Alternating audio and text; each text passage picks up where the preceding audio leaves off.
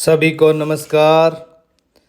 हिंदी साहित्य का इतिहास हम पढ़ रहे हैं और साहित्य के इतिहास में हमने आदिकाल को पूरा पढ़ लिया है। अब हम आदिकाल के विषय में पिछली परीक्षाओं में पूछे गए सभी प्रश्नों को एक बार देख रहे हैं और ये हमारा भाग है 6, यानी कि ये हमारी 6वीं क्लास है। और इसके लिए प्रश्नों के लिए हमने एक अलग से प्लेलिस्ट भी बनाई है और उस प्लेलिस्ट में जाकर आप इस प्रश्नों से संबंधित जो है सभी वीडियोस देख सकते हैं। प्लेलिस्ट जो हमने पिछले वर्षों की परीक्षाओं में पूछे गए प्रश्न के नाम से बनाई है। आप स्टडी फ्लाई यूट्यूब चैनल पर जाकर इस प्लेलिस्ट में जाकर ये वीडियोस आप देख सकते हैं। एक हिंदी साहित्य का इतिहास नाम से प्लेलिस्ट है जिसमें आदिकाल हम संपूर्ण पढ़ चुके हैं। आदिकाल के प्रश्न देखने के बाद हम भक्तिकाल पढ़ेंगे। तो मैं आनंद पारिक और स्वागत करता हूं आपका आपके अपने YouTube चैनल स्टडी फ्लाई पर। अगर आपको ये वीडियो क्लास पसंद आए तो आप इसे प्लीज़ लाइक शेयर और चैनल को सब्सक्राइब अवश्य कर लें, ऐसी मेरी गुजारिश आपसे है। तो चलिए देखते हैं आज के क्लास का पहला प्रश्न। निम्न में से कौन शिलांकित कृति है? पहला प्रश्न हमारा देखिए पूछा गया है बहुत बार परीक्षाओं में। निम्न में से कौन शिलांकित कृति है, यानी कि शिला पर अंकित है? Option A Pahud Doha, B Raulvel, C Prakrit Paingalam, D Varna Ratnakar. इन 4 रचनाओं में से कौन सी एक कृति ऐसी है जो शिलाओं पर अंकित है? तो आप इसका आंसर लगाइए, मैं इसका उत्तर बता रहा हूं। शिलांकित कृति जो है वो है ऑप्शन बी राउलवेल। राउलवेल रोडा कवि द्वारा रचित है और शिलाओं पर अंकित है। गद्य पद्य मिश्रित चंपू काव्य है। तो ऑप्शन बी इसका सही आंसर होगा। अगला प्रश्न देखिए हमारा क्वेश्चन नंबर 2। दूसरा प्रश्न क्या है? राउलवेल किस तरह की रचना है? ऑप्शन ए है गद्य पद्य मिश्रित चंपू, ऑप्शन बी है शुद्ध काव्य, सी है नाटक, डी है प्रेमाख्यात्मक प्रबंध काव्य। तो राउलवेल किस तरह की रचना है? आपने इसका उत्तर अवश्य ही लगा दिया होगा। तो चलिए देखते हैं राउलवेल का उत्तर क्या होगा, किस तरह की रचना है। तो ऑप्शन ए गद्य पद्य मिश्रित चंपू काव्य है राउलवेल। चंपू काव्य 2 गद्य और पद्य 2 जो विधाएं हैं उनको मिश्रित काव्य को जो है चंपू काव्य जो है वो कहा जाता है। तो चलिए तीसरा क्वेश्चन देखते हैं हम। तीसरा हमारा प्रश्न है इनमें से कौन सा तथ्य सही नहीं है? इनमें से कौन सा तथ्य सही नहीं है? ऑप्शन ए राउलवेल में नायिका का नखशिख वर्णन है। हमें क्या देखना है? तथ्य सही नहीं है। तो राउलवेल में नायिका का नखशिख वर्णन है। ऑप्शन 2 देखिए उक्ति व्यक्ति प्रकरण एक व्याकरण ग्रंथ है। ऑप्शन 3 वर्ण रत्नाकर में काव्य शास्त्रीय तत्वों का विवेचन है। ऑप्शन 4 बसंत विलास में वसंत और स्त्रियों पर उसके विलासपूर्ण प्रभाव का चित्रण है। तो कौन सा इनमें से जो है तथ्य सही नहीं है? दोबारा देख लेते हैं। तो क्या राउलवेल में नायिका का नखशिख वर्णन है? बिल्कुल सही। नखशिख वर्णन नायिका का किया गया है राउलवेल में। और हिंदी में नखशिख परंपरा की पहली रचना, पहली कृति, परंपरा का नखशिख वर्णन जो परंपरा है उसका आरंभ राउल वेल से होता है। ऑप्शन 2 देखिए, उक्ति व्यक्ति प्रकरण एक व्याकरण ग्रंथ है। बिल्कुल सही, उक्ति व्यक्ति प्रकरण एक व्याकरण ग्रंथ है, ये भी सही है। हमें बताना है सही नहीं है। तीसरा ऑप्शन देखिए, वर्ण रत्नाकर में काव्य शास्त्रीय तत्वों का विवेचन है।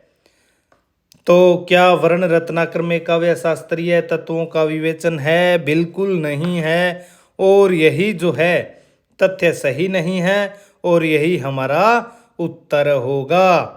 ऑप्शन 4 भी देख लेते हैं, वसंत विलास में वसंत और स्त्रियों पर उसके विलासपूर्ण प्रभाव का चित्रण है।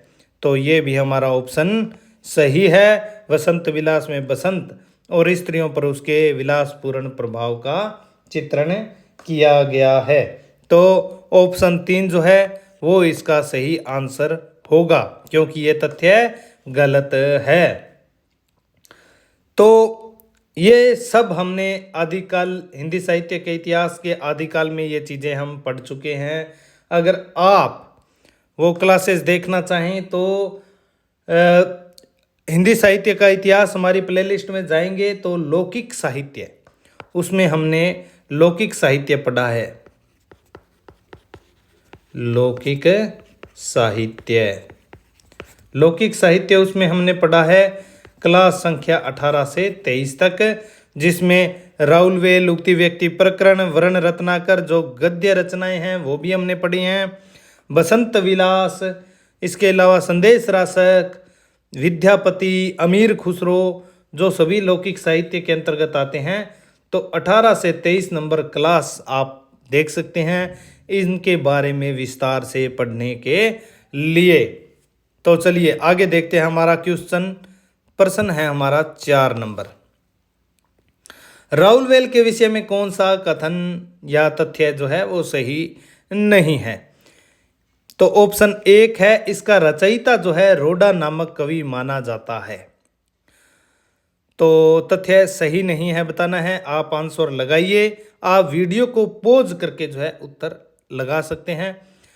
ऑप्शन 2 है, यह मूलतः एक शिलांकित रचना है। ऑप्शन 3, यह गद्य पद्य मिश्रित चंपू काव्य है।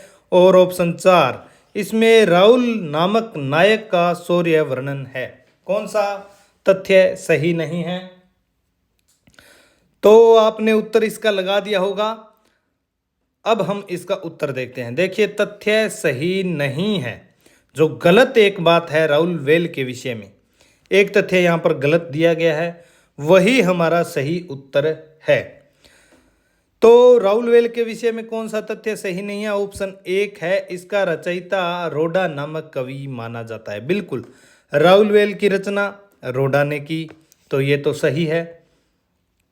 ऑप्शन 2, यह मूलतः एक शिलांकित रचना है। पहले हम क्वेश्चन देख भी चुके हैं, प्रश्न इसके विषय में, कि जो राउल वेल है वो शिलाओं पर अंकित एक रचना है, तो यह भी सही है।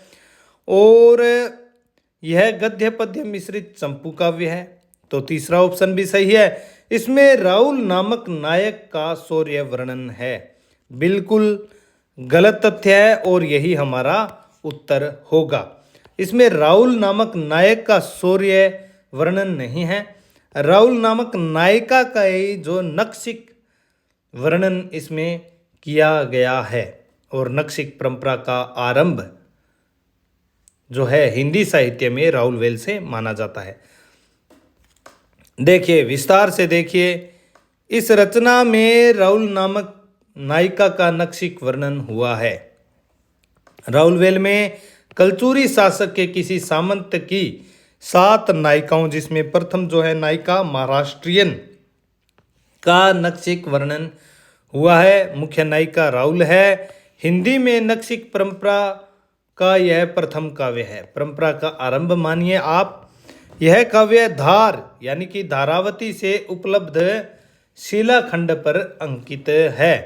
धारावती से उपलब्ध एक शिलाखंड है, उस पर ये जो है काव्य अंकित है। वर्तमान में यह मुंबई यानी कि बम्बई पहले होती थी, पहले नाम बम्बई था, अब मुंबई है, के प्रिंस ऑफ वेल्स, मुंबई के प्रिंस ऑफ वेल्स संग्रहालय में सुरक्षित है। और भाषा की बात करें तो इसमें 7 भाषाओं के शब्द मिलते हैं, जिसमें राजस्थानी प्रमुख रूप से है। इसे सबसे पहले डॉक्टर भ्याणी ने भारतीय विद्या से प्रकाशित करवाया था। बाद में माता प्रसाद गुप्त ने इसका एक सुसंपादित संस्करण निकाला। राउलवेल हिंदी की गद्य पद्य मिश्रित चंपू परंपरा की प्राचीनतम रचना है। और यह कथन है राउलवेल के विषय में आचार्य विश्वनाथ प्रसाद मिश्र का। तो सही भी है कि हिंदी की जो गद्य पद्य मिश्रित चंपू परंपरा की प्राचीनतम रचना जो है राउलवेल है, और इसी से नक्शिक परंपरा आरंभ होती है हिंदी में। और रोडा नामक कवि द्वारा रचित मूलतः शिलांकित रचना है। तो राउल नामक नायिका का नक्शिक वर्णन या सौंदर्य वर्णन इसमें हुआ है। तो चलिए अगला क्वेश्चन हमारा 5 नंबर प्रश्न। कलचुरी राजवंश की 7 नायिकाओं के नक्शिक वर्णन से संबंधित ग्रंथ है।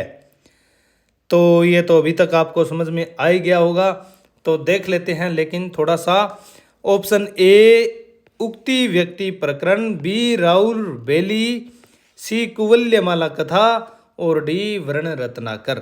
तो कलचुरी राजवंश की 7 नायिकाओं के नक्शिक का वर्णन किसमें मिलता है हमें?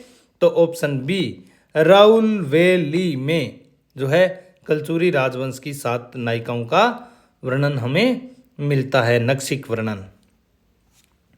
आगे देखिए, छठा हमारा प्रश्न है,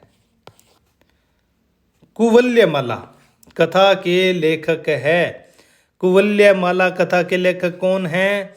ऑप्शन ए है सोमप्रभ सूरी, बी उद्योतन सूरी, सी धर्म सूरी और डी मुनि जिन विजय। मुनि जिन विजय, धर्म सूरी, सोमप्रभ सूरी, उद्योतन सूरी। कौन है कुवल्यमाला कथा के लेखक? तो आप इसका उत्तर लगाइए। मैं देख लेते हैं हम इसका आंसर। तो कुवल्यमाला कथा के लेखक बी उद्योतन सूरी जो है कुवल्यमाला कथा के लेखक है। कुवल्यमाला कथा में जो है वो हमें गद्य भी मिलता है। 7वीं हमारी रचना देखिए, 7वां हमारा क्वेश्चन देखिए, निम्नलिखित में से कौन व्याकरण ग्रंथ के रूप में प्रतिष्ठित है? व्याकरण ग्रंथ के रूप में एक रचना निम्न में से कौन सी जानी जाती है? ऑप्शन ए है राउलवेल, बी उक्ति व्यक्ति प्रकरण, सी वर्ण रत्नाकर और डी कुवल्यमाला। कौन सी रचना है जो व्याकरण ग्रंथ के रूप में प्रतिष्ठित है? तो इसका उत्तर आप लगाइए। बड़ा ही आसान जो है ये प्रश्न है, देख लेते हैं इसका आंसर भी। तो ऑप्शन बी उक्ति व्यक्ति प्रकरण जो है वो एक गद्य रचना है और ये जो है व्याकरण ग्रंथ के रूप में प्रतिष्ठित है। यह एक व्याकरण ग्रंथ है। राउल वेली एक श्रृंगारिक रचना है। नायिका राउल का नक्शिक वर्णन इसमें हुआ है। चंपू काव्य है। इसके अलावा वर्ण रत्नाकर एक शब्दकोश है। कुवल्यमाला उद्योतन सूरी द्वारा रचित रचना है जिसमें गद्य भी प्रचुर मात्रा में मिलता है। उक्ति व्यक्ति प्रकरण जो है वो एक व्याकरण ग्रंथ है। तो ऑप्शन बी इसका आंसर होगा, उक्ति व्यक्ति प्रकरण। 8वां हमारा क्वेश्चन देखिए, उक्ति व्यक्ति प्रकरण का रचनाकार कौन है? उक्ति व्यक्ति प्रकरण का रचनाकार option 1 Damodar Sharma, option B Jyotirishwar Thakur, option C Hemchandra और डी रोडा।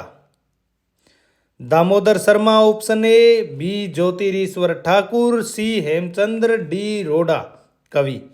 तो कौन सा इनमें से रचनाकार जो है उक्ति व्यक्ति प्रकरण का रचनाकार है? तो आप आंसर लगाइए इसका। देख लेते हैं इसका उत्तर।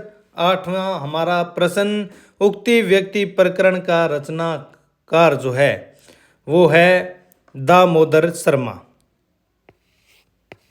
दामोदर शर्मा द्वारा रचित उक्ति व्यक्ति प्रकरण एक व्याकरण ग्रंथ है। ज्योतिरीश्वर ठाकुर वर्ण रत्नाकर की रचना करते हैं, जो एक शब्दकोश है।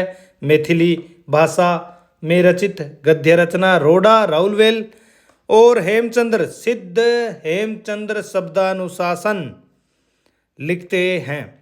तो उक्ति व्यक्ति प्रकरण के रचनाकार दामोदर शर्मा। उक्ति व्यक्ति प्रकरण, अगला हमारा प्रश्न देखिए 9 नंबर। उक्ति व्यक्ति प्रकरण यह ग्रंथ है। ऑप्शन ए महाकाव्य, बी गद्य काव्य, सी छंद काव्य छंद और डी व्याकरण ग्रंथ। तो उक्ति व्यक्ति प्रकरण जो है यह ग्रंथ है। तो इसमें देखिए उक्ति व्यक्ति प्रकरण ऑप्शन डी एक व्याकरण रचना है। हालांकि ये गद्य भी है लेकिन यह एक व्याकरण रचना है। तो ऑप्शन डी जो है वो सही आंसर इसका होगा, उक्ति व्यक्ति प्रकरण रचना के विषय में। अगली देखिए, बहुत सारे ऐसे क्वेश्चन जो है प्रश्न जो हैं परीक्षाओं में पूछे गए हैं। 10वां हमारा क्वेश्चन भी उसी से संबंधित है। निम्न में से कौन सी रचना व्याकरण ग्रंथ है? ऑप्शन ए कीर्ति पताका, बी चर्यापद, सी उक्ति व्यक्ति प्रकरण, डी वर्ण रत्नाकर। चर्यापद सिद्धों की रचना है, कीर्ति पताका विद्यापति लिखते हैं। तो व्याकरण रचना व्याकरण ग्रंथ कौन सा है? तो बिल्कुल आपको पता ही है, इतने क्वेश्चन हमने इससे भी संबंधित देख लिए हैं। ऑप्शन सी उक्ति व्यक्ति प्रकरण जो दामोदर शर्मा लिखते हैं एक व्याकरण ग्रंथ है। अब उक्ति व्यक्ति प्रकरण के विषय में इतने क्वेश्चन जो है पूछे गए हैं, थोड़ा विस्तार से इसके बारे में जान लेते हैं। उक्ति व्यक्ति प्रकरण यह एक व्याकरण ग्रंथ है। तो इसके विषय में रचनाकार दामोदर शर्मा है, यह भी क्वेश्चन पूछा गया है। रचना काल के विषय में भी पूछा जा सकता है आगामी समय में। तो 1145 ईस्वी के आसपास 12वीं शताब्दी को लेकर जो है क्वेश्चन पूछा जा सकता है। रोडा नामक कवि ने राउलवेल लिखा 10वीं शताब्दी में। उक्ति व्यक्ति प्रकरण लिखा गया 12वीं शताब्दी में। और एक रचना जो गद्य रचना आदिकाल की मुख्य है वर्ण रत्नाकर, वो जो है 14वीं शताब्दी में लिखा गया। तो 10वीं 12वीं और 14वीं शताब्दी ये आपको क्रम से पूछा जा सकता है। दामोदर शर्मा का आगे देखिए, दामोदर शर्मा का उक्ति व्यक्ति प्रकरण आदिकाल का अत्यंत प्रसिद्ध व्याकरण ग्रंथ है, जिसके 5 भाग हैं, यानी कि प्रकरण है। और क्यों लिखा दामोदर शर्मा ने? वस्तुतः राजकुमारों को स्थानीय भाषा का ज्ञान कराने के लिए लिखा गया ग्रंथ है। दामोदर शर्मा जो है वो काशी बनारस या वाराणसी काशी के महाराज गोविंद चंद्र के सभा पंडित थे। दामोदर शर्मा ने राजकुमारों को कान्यकुब्ज और काशी बनारस प्रदेश के आसपास की भाषा जो बोलचाल की भाषा थी वो और संस्कृत सिखाने के उद्देश्य से इसकी रचना की। इस पुस्तक में काशी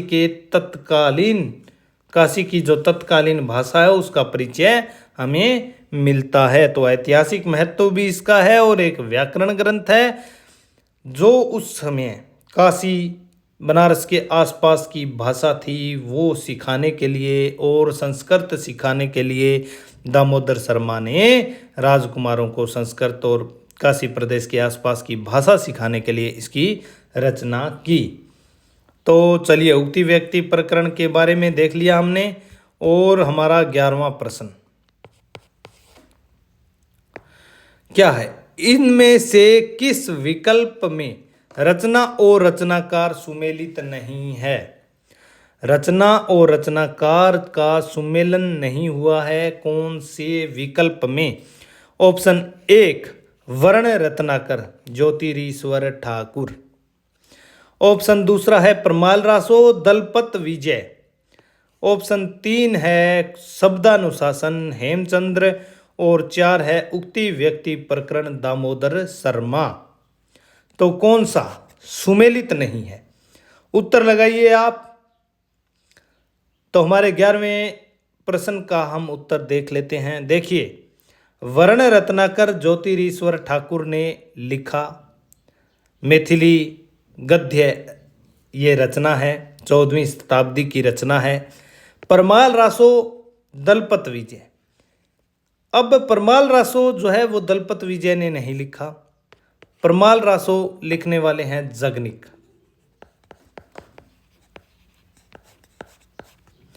जगनिक ने परमाल रासो लिखा, आलाखंड भी जिसे बोलते हैं। तो यह हमारा ऑप्शन जो है सुमेलित नहीं है और यही हमारा होगा उत्तर। ऑप्शन 2 हमारा होगा आंसर। तीसरा देखिए, शब्दानुशासन। तो हेमचंद्र ने लिखा। शब्दानुशासन व्याकरण ग्रंथ है, प्राकृत के पाणिनि माने जाते हैं हेमचंद्र। ऑप्शन 4 उक्ति व्यक्ति प्रकरण, दामोदर शर्मा। अभी हम पीछे देख के इसे आए हैं, तो ऑप्शन हमारा होगा यहाँ पर दूसरा, इस प्रश्न का उत्तर होगा। चलिए आगे, 12वां हमारा क्वेश्चन। कौन सा विवरण सही नहीं है? ऑप्शन 1 देखिए, उक्ति व्यक्ति प्रकरण एक व्याकरण ग्रंथ है। वसंत विलास में वीर रस की तीव्र धारा प्रवाहित है। ऑप्शन 3 राउलवेल में नायिका का नक्शिक वर्णन है। और 4 वर्ण रत्नाकर मैथिली में रचित गद्य रचना है।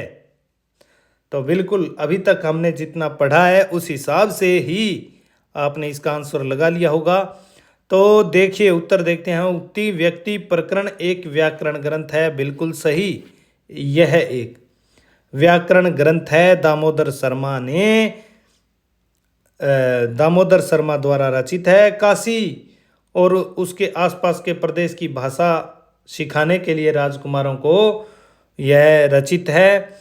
और बसंत विलास में वीर रस की तीव्र धारा प्रवाहित है, बिल्कुल नहीं। बसंत विलास एक श्रृंगारिक रचना है जिसमें वसंत और स्त्रियों पर उसके जो विलासपूर्ण प्रभाव जो पड़ता है स्त्रियों पर, उसका वर्णन किया गया है।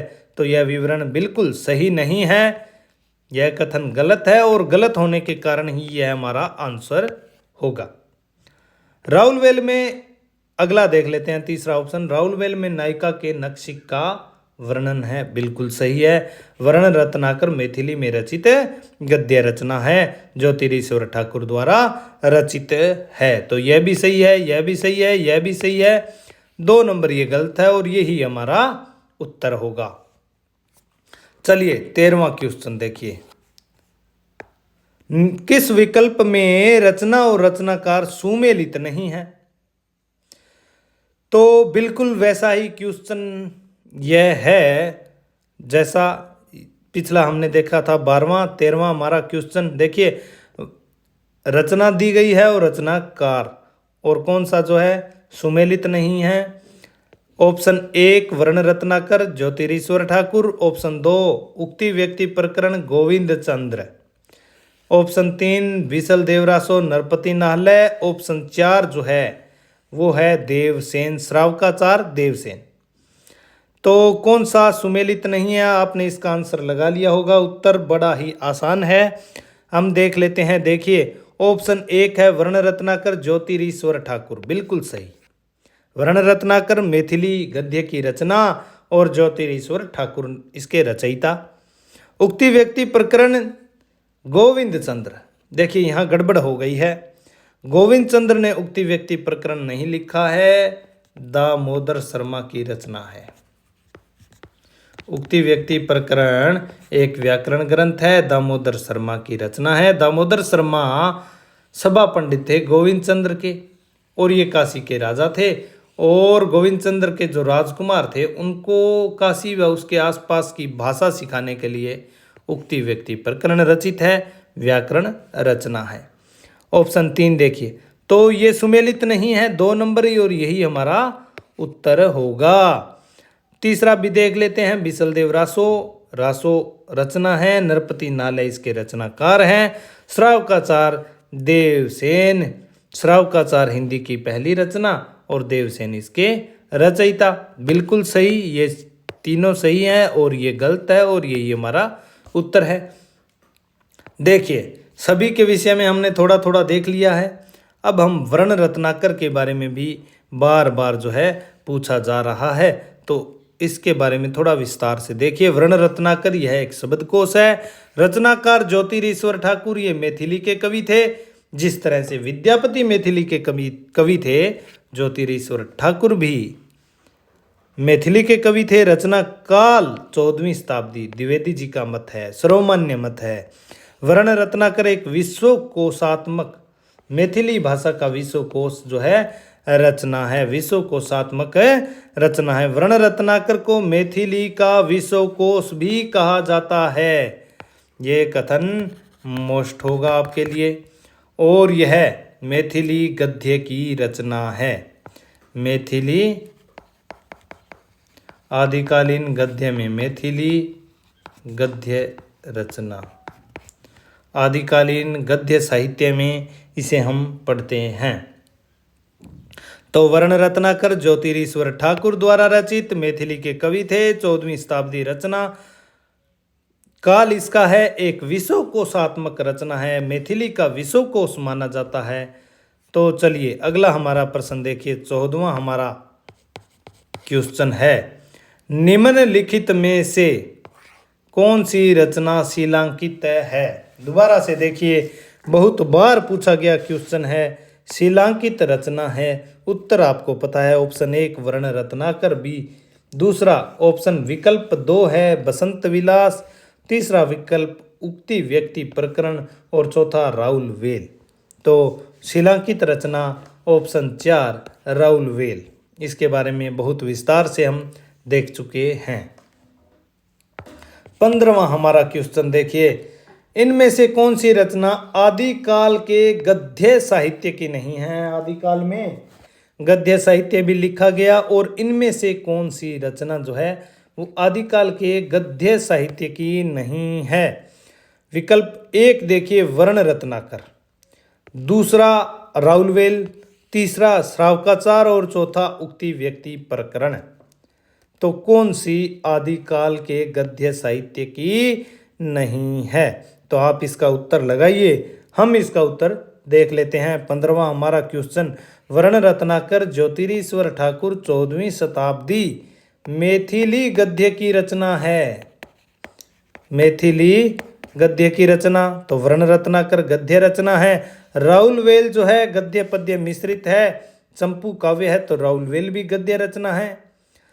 श्रावकाचार देखिए देवसेन द्वारा रचित है और यह गद्य रचना नहीं है। तो यह हमारा उत्तर होगा। उक्ति व्यक्ति प्रकरण भी एक व्याकरण ग्रंथ है, गद्य रचना है। तो यह भी सही है, हमारा उत्तर होगा विकल्प 3 श्रावकाचार, जो गद्य साहित्य की नहीं है। अब आदिकालीन गद्य साहित्य में कौन कौन सी रचनाएं मुख्य रूप से आती है। देखिए आदिकालीन गद्य साहित्य में 3 रचनाएं तो मुख्य रूप से है। कुवल्यमाला कथा में भी गद्य है, कीर्तिलता में भी कुछ गद्य जो है वो हमें मिलता है। तो राउल वेल 10वीं शताब्दी रोड़ा कवि द्वारा रचित है और इसमें गद्य पद्य मिश्रित है, चंपू काव्य है। उक्ति व्यक्ति प्रकरण 12वीं शताब्दी दामोदर शर्मा गद्य रचना व्याकरण रचना है। तीसरी रचना वर्ण रत्नाकर 14वीं शताब्दी ज्योतिरीश्वर ठाकुर मैथिली का विश्वकोश और मैथिली गद्य की रचना। कुवल्यमाला कथा 9वीं सदी उद्योतन सूरी, इसमें भी गद्य पर्याप्त मात्रा में है। कीर्तिलता 14वीं सदी विद्यापति, इसमें भी जो है गद्य हमें मिलता है। अगला हमारा देखिए 16वां हमारा प्रश्न देखिए, निम्न रचनाओं का उनकी विषय वस्तु के साथ सुमेलित क्रम है। रचनाएं हैं और उनकी विषय वस्तु कैसी है उसके साथ हमें सुमेलित करना है और ये हमारे विकल्प हैं। कह देखिए प्राकृत पेंगलम और इसके सामने लिखा गया है व्याकरण ग्रंथ, शब्दानुशासन नक्षिक वर्णन, राउल वेल मैथिली गद्य ग्रंथ, वर्ण रत्नाकर छंद शास्त्र ग्रंथ। ये देखिए हमें सुमेलित करने हैं, तो देखिए हल करते हैं इसे। विषय वस्तु के साथ सुमेलित क्रम है। प्राकृत पेंगलम। प्राकृत पेंगलम एक छंद शास्त्र का ग्रंथ है। तो ऑप्शन जो ये विकल्प ये है ए, इसे हम मिलाएंगे ई के साथ, छंद शास्त्र ग्रंथ। प्राकृत पेंगलम छंद शास्त्र ग्रंथ। और यहाँ ऑप्शन में देखिए कै ई ये बड़ा ई, तो ये हमारा ऑप्शन होगा। किसी दूसरे में बड़ा ई है ही नहीं, तो पहले ही रचना को सुमेलित करते ही हमारा विकल्प हमारे सामने आ जाता है। चलिए अन्य देख लेते हैं। शब्दानुशासन। शब्दानुशासन हेमचंद्र द्वारा रचित एक व्याकरण ग्रंथ है। वर्ण रत्नाकर भी वो उक्ति व्यक्ति प्रकरण भी व्याकरण ग्रंथ है। चूंकि इसमें उक्ति व्यक्ति प्रकरण नहीं है, शब्दानुशासन भी व्याकरण ग्रंथ है। तो ख का ए, तो ख का ए दूसरे में ये रहा। राउलवेल नक्शिक वर्णन, ग का आ, तो ग का आ ये रहा। वर्ण रत्नाकर मैथिली गद्य ग्रंथ, घ का ई, तो ये हमारा ऑप्शन होगा 2। चलिए अगला ग्रंथ देखते हैं। थोड़ा सा प्राकृत पेंगलम भी बार बार आ रहा है, उसके विषय में हम जान लेते हैं इन सभी रचनाओं का थोड़ा थोड़ा। प्राकृत पेंगलम छंद शास्त्र संबंधी रचना है। यह एक संग्रह ग्रंथ है जिसमें प्राकृत, शौरसेनी, अपभ्रंश एवं पुरानी हिंदी के कवियों की रचनाएं सौधारण संग्रहित हैं। यह प्रशस्ति मूलक मुक्त काव्य है। इसमें कौन कौन से कवियों की पदों का जो संग्रह है, बब्बर, जज्जल, विद्याधर, हरिब्रह्म और सारंगधर। अमीर रासो के पद भी इसी से मिले हैं। इन के पदों का संग्रह है प्राकृत पेंगलम। संग्रहकर्ता लक्ष्मीधर। 14वीं शताब्दी में लक्ष्मीधर ने बब्बर के पद लिए, जज्जल के पद लिए, विद्याधर के पद लिए, हरिब्रह्म के पद लिए, सारंगधर के पद लेकर एक प्रशस्ति मूलक जो है मुक्त काव्य लिखा और छंद शास्त्र संबंधी ये रचना है। थोड़ा सा हेमचंद्र शब्दानुशासन के विषय में देखते हैं। देखिए सिद्ध हेमचंद्र शब्दानुशासन। हेमचंद्र एक जैनाचार्य जो थे, जिनका मूल नाम चंगदेव था, उन्होंने यह रचना लिखी। व्याकरण रचना है। हेमचंद्र को प्राकृत व अपभ्रंश का पाणिनि भी कहा जाता है और ये गुजरात के सोलंकी राजा सिद्धराज जय सिंह और उनके भतीजे कुमारपाल के आश्रय में थे। राउलवेल रचना के विषय में बात करें तो 10वीं शताब्दी में रचित रोड़ा कवि चंपू काव्य, राहुल नायिका का नक्शिक वर्णन, ये मुख्य जो है कीवर्ड इसके हो जाएंगे। वर्ण रत्नाकर की बात करें तो मैथिली हिंदी गद्य रचना ज्योतिरीश्वर ठाकुर द्वारा रचित 14वीं शताब्दी मैथिली का विश्वकोश। तो कुछ कीवर्ड यहाँ पर मैंने रख दिए हैं। राउलवेल, वर्ण रत्नाकर, ये देखिए इन सभी रचनाओं के विषय में। अगला हमारा क्वेश्चन प्रश्न देखिए 17वां। क्या है? इस पुस्तक की भाषा को कवि ने स्वयं अवहट कहा था। इसमें बीच बीच में मैथिली भाषा के प्रयोग आ गए हैं। भाषा के अध्ययन की दृष्टि से इस पुस्तक का महत्व तो है ही, आचार्य हजारी प्रसाद द्विवेदी का कथन है। लेकिन प्रश्न जो है, आचार्य हजारी प्रसाद द्विवेदी का यह कथन किस कृति के संदर्भ में है? तो कौन सी रचना है जिसके विषय में आचार्य हजारी प्रसाद द्विवेदी का ये कथन है? ऑप्शन विकल्प 1 है विद्यापति पदावली, विकल्प 2 है कीर्ति पताका, विकल्प 3 कीर्ति लता और 4 वर्ण रत्नाकर। क्या कथन है? इस पुस्तक की भाषा को कवि ने स्वयं अवहट कहा था। इसमें बीच बीच में मैथिली भाषा के प्रयोग आ गए हैं।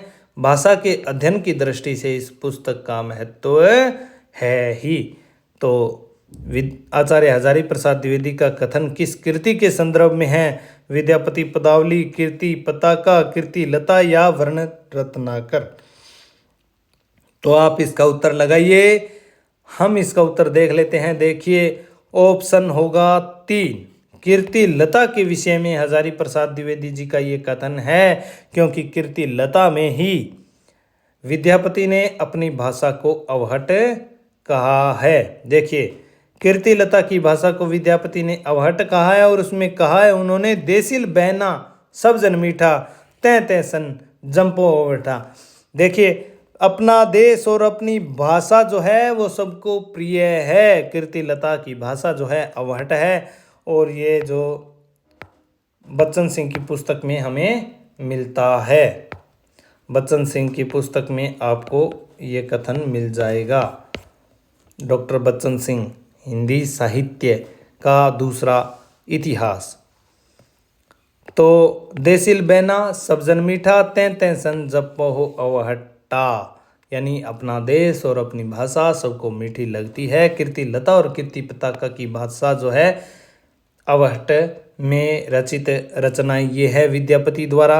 अगला प्रश्न देखिए, विद्यापति पर हम आ गए हैं। विद्यापति के बारे में हम सारे प्रश्न जो आए हुए हैं वो देख रहे हैं। अगर आप विस्तार से विद्यापति के बारे में जानना चाहते हैं तो हिंदी साहित्य का इतिहास हमारी प्लेलिस्ट में जाने के बाद क्लास संख्या 19 और 20 में हमने विद्यापति के बारे में विस्तार से पढ़ा है। तो विस्तार से पढ़ने के लिए आप क्लास संख्या 19 और 20 हमारी देख सकते हैं। तो विद्यापति की रचना कीर्ति लता की भाषा है। ऑप्शन 1 अपभ्रंश, 2 अवहट, 3 मैथिल, 4 प्राकृत। तो अभी हमने देखा देसिल बैना सब जन मीठा, तै तै सन जपो अवहटा। तो ऑप्शन 2 अवहट कीर्ति लता की भाषा है। कीर्ति लता के विषय में हम थोड़ा देख लेते हैं। कीर्ति लता महोपाध्याय पंडित हरप्रसाद शास्त्री को नेपाल के राजकीय पुस्तकालय में कीर्ति लता की एक प्रति मिली, जिसकी नकल वो लेकर आए। कीर्ति लता ऐतिहासिक महत्व का छोटा सा प्रबंध काव्य है। रचना काल क्या है? 1460 विक्रमी संवत आचार्य शुक्ल ने माना है। आचार्य शुक्ल के अनुसार वर्ण्य विषय क्या है? आश्रयदाता कीर्ति सिंह की वीरता एवं तिरहुत की पुनः प्राप्ति का यशोगान इसमें किया गया है। एक तरीके से वीरगाथात्मक रचना है। कीर्ति लता की भाषा को विद्यापति ने अवहट कहा है और कहा है देसिल बैना सब जन मीठा, तै तै सन जंपो अवहट्टा। कीर्ति लता में कहीं कहीं गद्य भी आया है, और गद्य में हमने देखा भी था। पद्य में इसकी भाषा मैथिली प्रभावित अपभ्रंश का प्रयोग है। जहां गद्य आया है वहां इसकी भाषा संस्कृत में प्रभावित मैथिली हो गई है।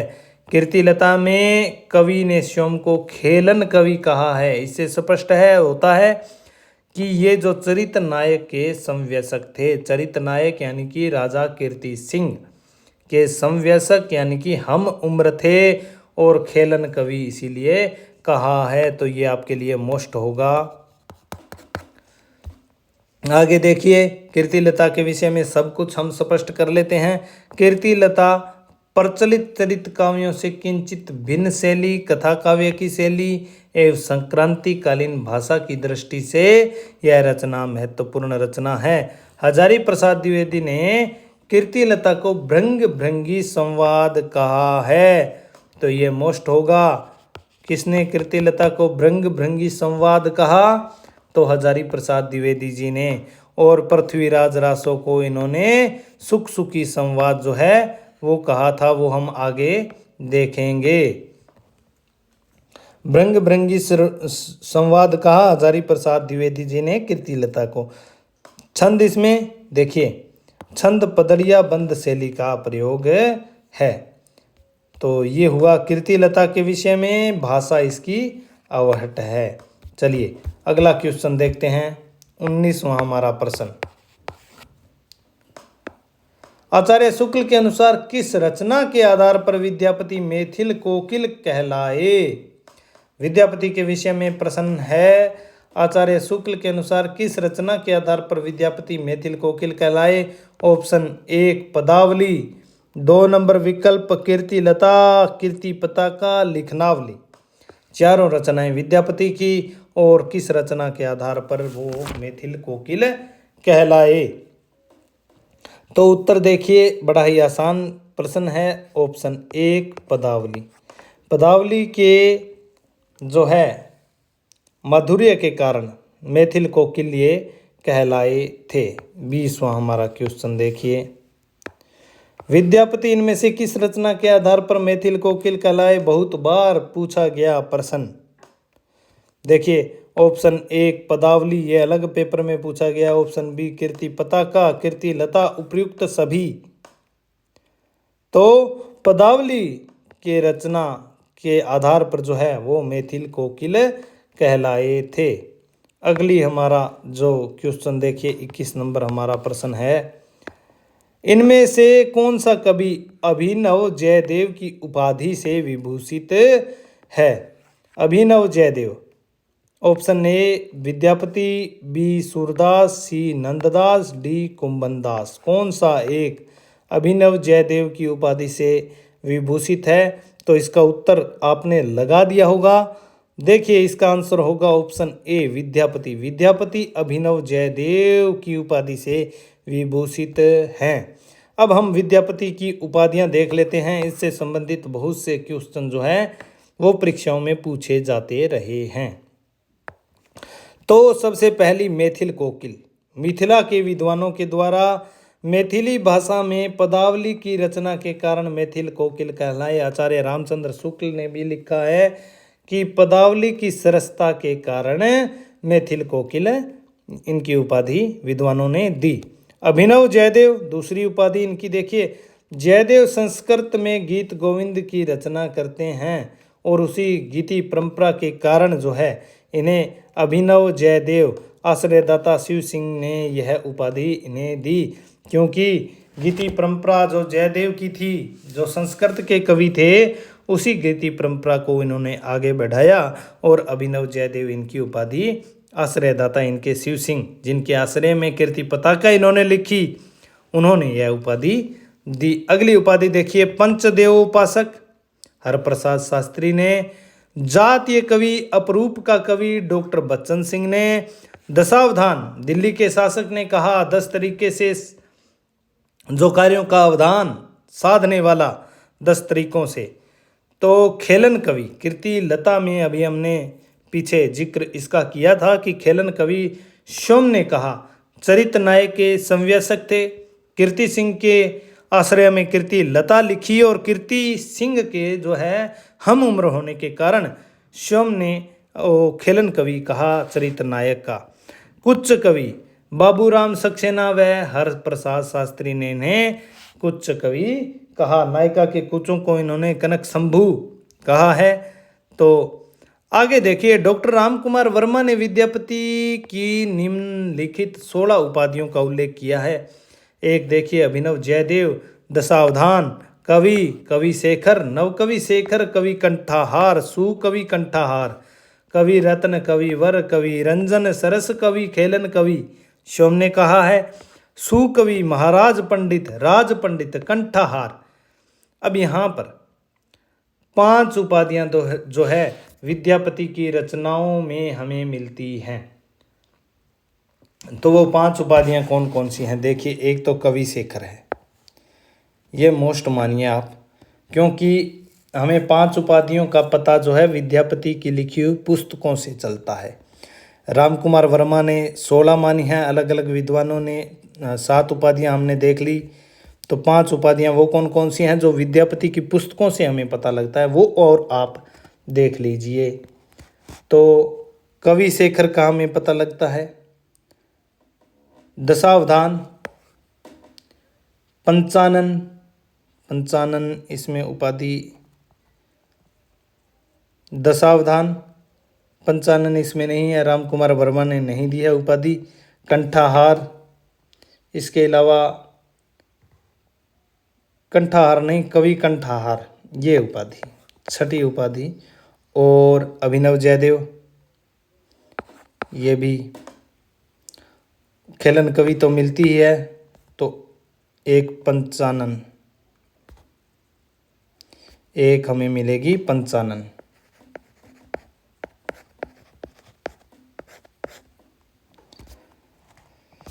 अगला क्वेश्चन देखिए। तो ये विद्यापति की उपाधियां क्वेश्चन पूछे जाते रहते हैं विद्यापति के विषय में। 22वां देखिए। देसिल बैना सब्जन मीठा तैं तैं सन जंपो अवहट्टा। ये पंक्तियां किस आदिकालीन कवि की रचना से है? ऑप्शन ए चंदबरदाई, बी विद्यापति, सी अमीर खुसरो और डी जगनिक। तो बिल्कुल अच्छी तरह से इसके बारे में हम विस्तार से जान चुके हैं। तो ऑप्शन बी विद्यापति, देसिल बैना सब्जन मीठा तैं तैं सन जंपो अवहट्टा।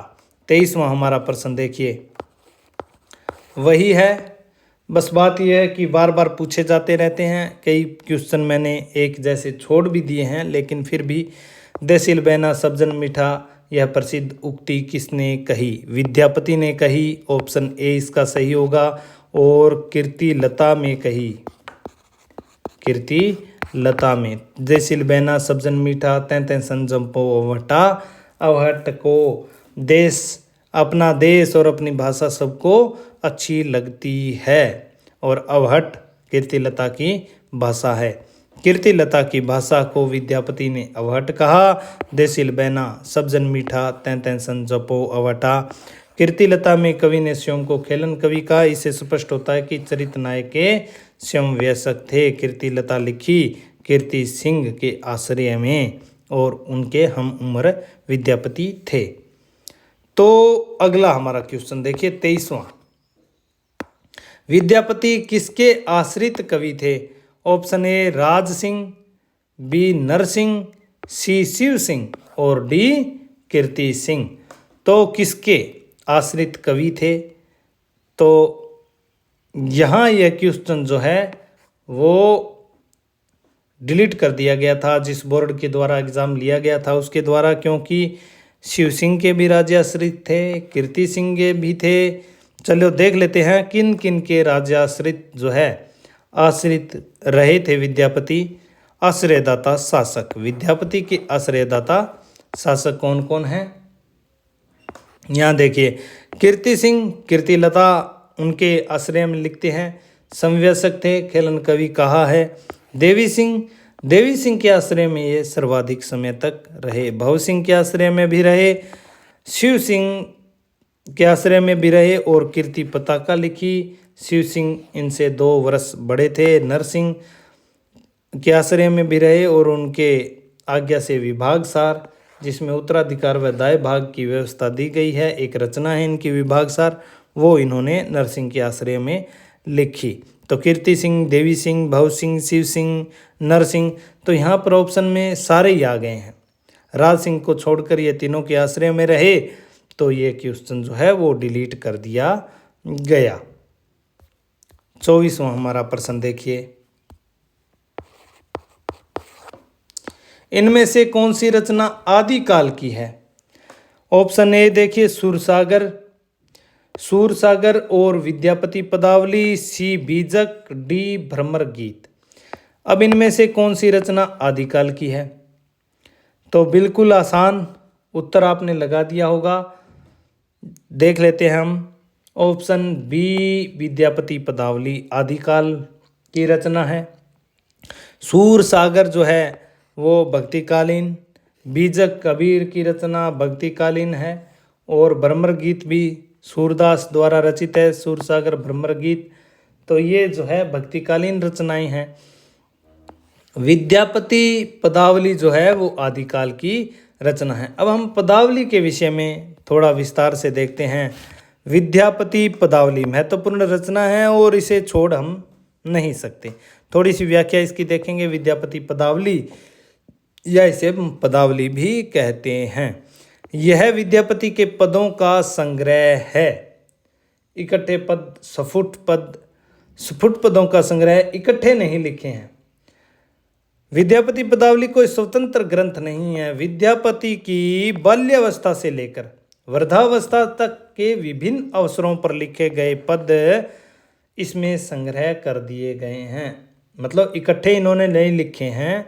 जो बाल्यावस्था से लेकर वृद्धावस्था तक इनके जो स्वतंत्र पद थे, जो इन्होंने समय समय पर लिखे, उन्हें संग्रह कर दिया गया और पदावली बन गई। डॉक्टर रामकुमार वर्मा के अनुसार इन पदों के 3 वर्ग किए जा सकते हैं।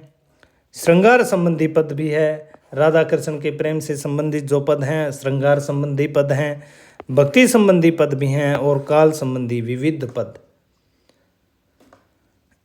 विद्यापति के पदों का संकलन सर्वप्रथम शारदा चरण मिश्र ने किया। यह भी मोस्ट है आपके लिए, क्लास में इसे हम पढ़ चुके हैं। तो डॉक्टर रामकुमार वर्मा ने कहा कि श्रृंगार के पद भी है, भक्ति के पद भी है और काल संबंधी पद, इन्हें 3 वर्गों में विभाजित किया जा सकता है पदावली के पदों को। विद्यापति के पद अधिकतर श्रृंगार के ही हैं, जिसमें नायक का और नायक जो है राधा कृष्ण है। विद्यापति की शैली गीति शैली है, जयदेव की परंपरा को आगे बढ़ा रहे हैं और अभिनव जयदेव, संस्कृत में जयदेव गीत गोविंद लिखते हैं और उसी शैली को आगे बढ़ाया है विद्यापति ने जयदेव संस्कृत में गीत काव्य परंपरा के आरंभकर्ता के गीत गोविंद की तर्ज पर पदावली की रचना की। सरस पद है और चैतन्य महाप्रभु इन्हें गाते गाते जो है वो साधना में लीन हो जाया करते थे, ध्यान मग्न हो जाते थे। तो ये है पदावली के विषय में थोड़ा सा हमने देख लिया। कितना 25वां हमारा क्वेश्चन देखिए। विद्यापति ने कुल कितने ग्रंथों की रचना की है? ऑप्शन ए 10, ऑप्शन बी 12, सी 16 और डी 14। कितने ग्रंथों की रचना की है विद्यापति ने? तो इसका सही उत्तर होगा, देखिए आपने इसका उत्तर लगा लिया होगा। चलिए देखते हैं क्या है 25 नंबर हमारे प्रश्न का उत्तर। विद्यापति ने कुल कितने ग्रंथों की रचना की है? तो ऑप्शन डी 14 ग्रंथों की रचना जो है विद्यापति ने की है। और ये 14 ग्रंथ कौन कौन से हैं देखिए। विद्यापति की रचनाएं, विद्यापति द्वारा रचित ग्रंथों की संख्या 14 मानी जाती है। क्लास में हमने इसे विस्तार से पढ़ा था। विद्यापति की अधिकांश रचनाएं संस्कृत एवं अवहट में है। पदावली की भाषा मैथिली है, संस्कृत में भी रचना करते हैं, अवहट में भी रचना करते हैं और पदावली की भाषा मैथिली है और मैथिल कोकिल इसी के कारण ये कहलाए हैं। अवहट में कीर्ति लता और कीर्ति पताका इन्होंने रची है। अब रचनाएं देख लेते हैं। विद्यापति की रचनाएं 14 रचनाएं कौन कौन सी हैं? सबसे पहले संस्कृत रचनाएं 11 रचनाएं संस्कृत की हैं। 1 नंबर है सेव सरवसार, 2 नंबर भूपरिक्रमा, 3 गंगा वाक्यावली, 4 लिखनावली, दान वाक्यावली, दुर्गा भक्ति तरंगिणी, पुरुष परीक्षा, विभाग सार, गया पत्रलख और वृषकृत्य। 10वीं गोरक्ष विजय एक इनका नाटक माना जाता है। 11 रचनाएं संस्कृत की, गोरक्ष विजय इनका संस्कृत का नाटक है। अवहट की रचनाएं देख लेते हैं। कीर्ति लता और कीर्ति पताका और मैथिली की पदावली। तो 11 तो संस्कृत की, 2 अवहट की, 13 और मैथिली की एक 14वीं रचना इनकी पदावली। तो 14 ग्रंथों के रचनाकार माने जाते हैं। 18वीं 19वीं और 20वीं क्लास जिसमें हमने विद्यापति के विषय में पढ़ा हिंदी साहित्य का इतिहास प्ले लिस्ट में, उसमें हमने इन रचनाओं के विषय में विस्तार से भी पढ़ा है। तो आप और अधिक विस्तार के लिए हमारी वो क्लासेस जो हैं वो देख सकते हैं। अगला हमारा क्वेश्चन देखिए। विद्यापति की रचनाएं 14 रचनाएं। 27वां हमारा प्रश्न देखिए। विद्यापति के पद किस भाषा में रचित हैं? ऑप्शन ए पहाड़ी, बी मैथिली, सी अवधी, डी पिंगल। किस भाषा में रचित है विद्यापति के पद? तो उत्तर होगा ऑप्शन बी मैथिली में। मैथिली में पदावली इन्होंने रची। बाल्यावस्था से वृद्धावस्था तक जो सुफुट पद रचे, विभिन्न समय पर विभिन्न अवसरों पर जो विद्यापति ने रचे, उन्हीं के संग्रह को पदावली कहते हैं और मैथिली भाषा में हैं ये पद। 28 नंबर हमारा प्रश्न देखिए। विद्यापति किस भाषा के कवि थे? ऑप्शन ए भोजपुरी, बी प्राकृत, सी ब्रज ब्रज और डी मैथिली। तो विद्यापति किस भाषा के कवि माने जाते हैं? तो मैथिली के कवि, मैथिल कोकिल हैं। तो निश्चित रूप से ऑप्शन डी मैथिल भाषा के कवि जो हैं विद्यापति हैं। अगला हमारा प्रश्न देखिए 29 नंबर, विद्यापति की रचना से संबंधित है। दान वाक्यावली के रचनाकार कौन हैं? दान वाक्यावली, अभी हमने 14 रचनाएं विद्यापति की देखी। तो ये क्वेश्चन यहाँ रखने का उद्देश्य ये था कि रचनाओं के विषय में भी पूछा जा सकता है। ये देखिए क्वेश्चन पूछा भी गया है, दान वाक्यावली के बारे में पूछा गया है, पदावली के बारे में पूछा गया है, कीर्ति लता, कीर्ति पताका, ये तो रचनाओं के बारे में पूछा ही गया है, लेकिन ये संस्कृत रचना है। यहाँ आप देखेंगे, देखिए शैव सर्वस्व सार, भू परिक्रमा, गंगा वाक्यावली, लिखनावली, दान वाक्यावली, दुर्गा भक्ति तरंगिणी, पुरुष परीक्षा, विभाग सार, गया पत्रलक, वृषकृत्य और गोरक्ष विजय। नाटक तो आपको याद रहेगा। इसके अलावा पुरुष परीक्षा भी लगभग विद्यार्थियों को याद रहता है, शैव सर्वस्व सार भी। तो ये भी लिखनावली और ये रचनाएं भी महत्वपूर्ण है।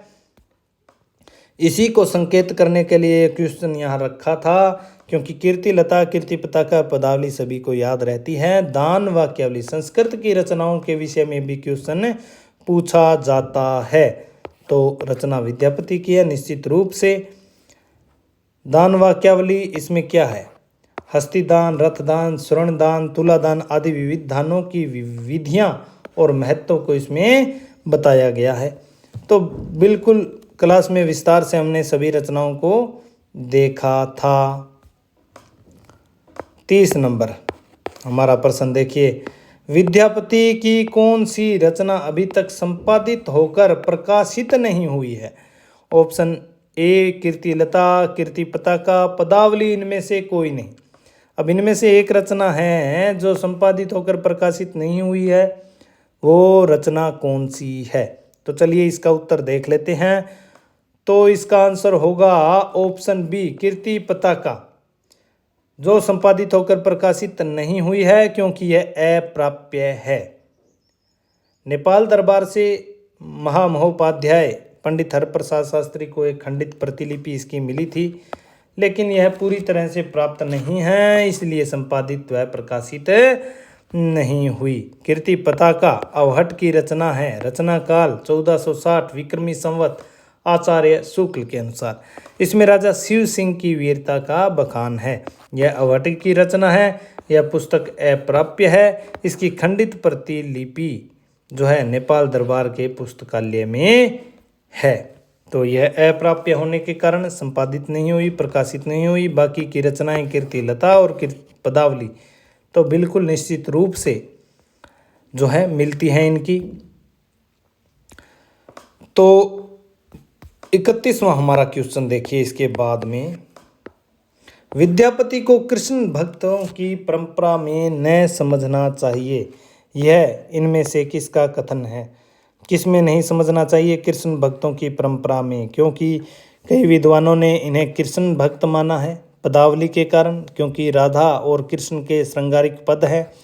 कुछ विद्वानों ने शैव माना है, कुछ ने जो है रहस्यवादी माना है। तो विद्यापति को कृष्ण भक्तों की परंपरा में न समझना चाहिए, यह इनमें से किसका कथन है? Option A Hazari Prasad Dwivedi, B Ramchandra Shukla, C Ram Kumar Verma और डी बच्चन सिंह। तो किसका कथन है ये? तो बिल्कुल आपने अगर हमारी क्लासेज में कथनों को ध्यान से पढ़ा है तो इसका उत्तर देखिए, उत्तर होगा ऑप्शन बी रामचंद्र शुक्ल का यह कथन है। देखिए विद्यापति के विषय में विद्वानों के कथन थोड़े से देख लेते हैं। और मुख्य रूप से चूंकि विद्वानों के कथन हमने क्लासेज में देख लिए हैं, यहाँ हम रामचंद्र शुक्ल के कथनों को केवल देखेंगे। बहुत ही महत्वपूर्ण है और सभी विद्वानों के हम देख नहीं सकते क्योंकि वो हमने क्लासेज में देख लिए हैं। यहाँ थोड़ी समय की सीमाएं हैं अपनी, तो शुक्ल जी के कथन केवल देख लेते हैं जो ज़्यादा महत्वपूर्ण है। शुक्ल के कथन हम देख लेते हैं। विद्यापति के अधिकतर पद श्रृंगार के ही हैं, जिसमें नायिका और नायक राधा कृष्ण हैं। इन पदों की रचना जयदेव के अनुकरण पर शायद की गई हो। इनका माधुर्य अद्भुत है। आचार्य रामचंद्र शुक्ल का ये कथन है। अगला देखिए, बहुत ही मोस्ट कथन होगा। आध्यात्मिक रंग के चश्मे आजकल बहुत सस्ते हो गए हैं। उन्हें चढ़ाकर जैसे कुछ लोगों ने गीत गोविंद के पदों को आध्यात्मिक संकेत बताया है, वैसे ही विद्यापति के इन पदों को भी सूर आदि कृष्ण भक्तों की श्रृंगारी पदों की भी ऐसे लोग आध्यात्मिक व्याख्या चाहते हैं। आचार्य रामचंद्र शुक्ल का ये कथन है विद्यापति के पदों के विषय में। बहुत ही महत्वपूर्ण कथन है। अब ये कथन जो अभी हमने क्वेश्चन में देखा, विद्यापति सेव थे। उन्होंने अपने पदों की रचना श्रृंगार काव्य की दृष्टि से की है, भक्त के रूप में नहीं। विद्यापति को कृष्ण भक्तों की परंपरा में न समझना चाहिए। आचार्य रामचंद्र शुक्ल का ये कथन है और यही हमारा जो है प्रश्न पूछा गया था कि विद्यापति को कृष्ण भक्त कवियों की परंपरा में नहीं समझना चाहिए, भक्तों की परंपरा में न समझना चाहिए। और एक अंतिम कथन देखिए, बहुत ही मोस्ट जो होगा, जिस रचना के कारण विद्यापति मैथिल को किलकिलाए वह इनकी पदावली है। आचार्य रामचंद्र शुक्ल का ये कथन है। 32वां क्वेश्चन देखिए,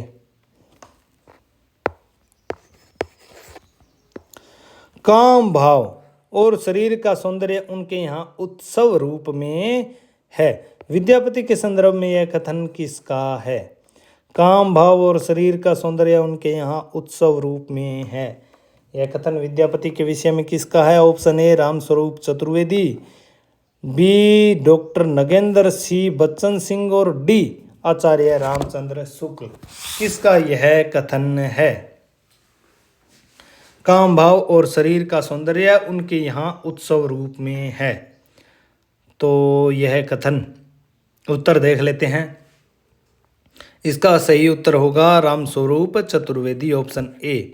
रामस्वरूप चतुर्वेदी का यह कथन है, काम भाव और शरीर का सौंदर्य उनके यहाँ उत्सव रूप में है। देखिए, काम भाव और शरीर सौंदर्य उनके यहाँ उत्सव रूप में है, इसलिए चिर परिचित होते हुए भी वे चिर नवीन हैं। रामस्वरूप चतुर्वेदी और इनकी रचना है हिंदी साहित्य और संवेदना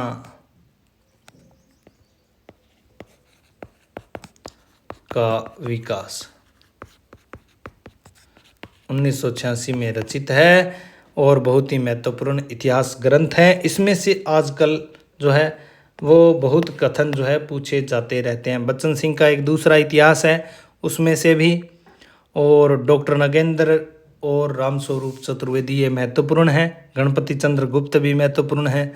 तो काम भाव और शरीर सौंदर्य उनके यहाँ उत्सव रूप में है, इसलिए चिर परिचित होते हुए भी वे चिर नवीन है। ये कथन रामस्वरूप चतुर्वेदी का। तो इसी के साथ जो है आज की ये क्लास हम यहीं पर समाप्त करते हैं। अगर आपको ये क्लास पसंद आए तो ज़्यादा से ज़्यादा इसे लाइक और शेयर करें, और हमारे चैनल को विनम्र निवेदन ये है कि चैनल को सब्सक्राइब अवश्य करें। और जो है बहुत ही महत्वपूर्ण ये बात है कि पूरा का पूरा हिंदी साहित्य का इतिहास हम बिल्कुल फ्री में आपको यूट्यूब पर के माध्यम से जो है वो पढ़ाने जा रहे हैं। और इसके लिए जो हमारी सोर्स हैं, स्रोत सामग्री हैं, वो हैं आचार्य रामचंद्र शुक्ल का इतिहास ग्रंथ, इसके अतिरिक्त डॉक्टर नगेंद्र, डॉक्टर बच्चन सिंह, रामस्वरूप चतुर्वेदी का हिंदी साहित्य और संवेदना का विकास, जो महत्वपूर्ण ग्रंथ हैं उन्हें लेकर हम जो है हिंदी साहित्य का इतिहास पूरा का पूरा स्टडी फ्लाई यूट्यूब चैनल पर बिल्कुल विस्तार से पढ़ने जा रहे हैं। तो आप ज़्यादा से ज़्यादा हमारे चैनल को सब्सक्राइब करें और ज़्यादा से ज़्यादा लाइक शेयर कर हमारा जो है इस प्रयास में सहयोग करें। तो धन्यवाद, नमस्कार।